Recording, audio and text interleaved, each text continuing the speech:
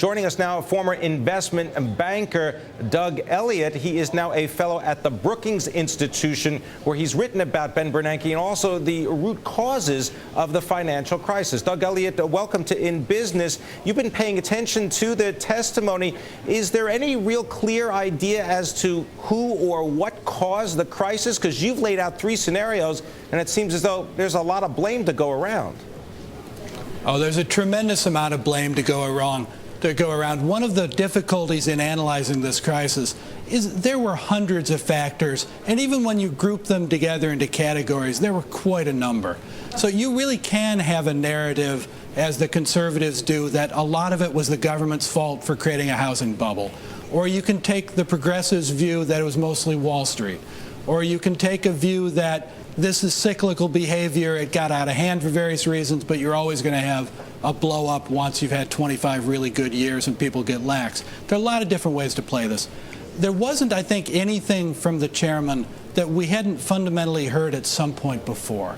He's a smart guy. There was nothing to be gained by suddenly changing his views, and no particular reason to. So no surprises. All right, so we get to check the box, all of the above in terms of reasons for the financial crisis. Are we also to check the box and give Ben Bernanke a high grade for being the chairman of the Federal Reserve? I mean, is it a coincidence? He's a student of the Depression, and I mean, that seems to be what a lot of them were trying to stave off, was a possibility of a real financially imbued depression. It's tough to know exactly what grade to give him, though I have graded him before. I think I gave him a B+. But the reason it's so tough is there are two Ben Bernankes.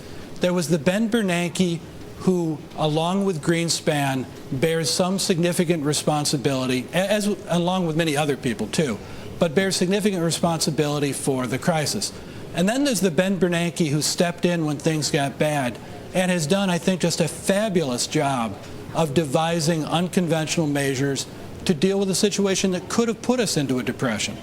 Well, Doug, does he become more powerful now as a result of financial regulatory reform? I mean, the Federal Reserve chief was pretty powerful before. Does he consolidate that power now?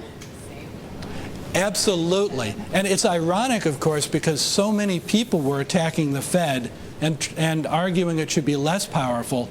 At the end of the day, they're going to have significantly more power, including they're going to be the main body, really, that's asked to look out for bubbles and try to figure out what to do and to deal with the very largest firms. They've gained power in this. Well, Doug, there are two openings on the president's economic and sort of business team right now, Council of Economic Advisors, as well as the head of the Consumer Protection Agency. Do you think that that's going to make any difference, whoever gets that job, maybe Elizabeth Warren? Oh, absolutely. Look, I think on the Consumer Protection Agency that's being established, it's going to be very important. It has broad powers. We don't know how it's going to act.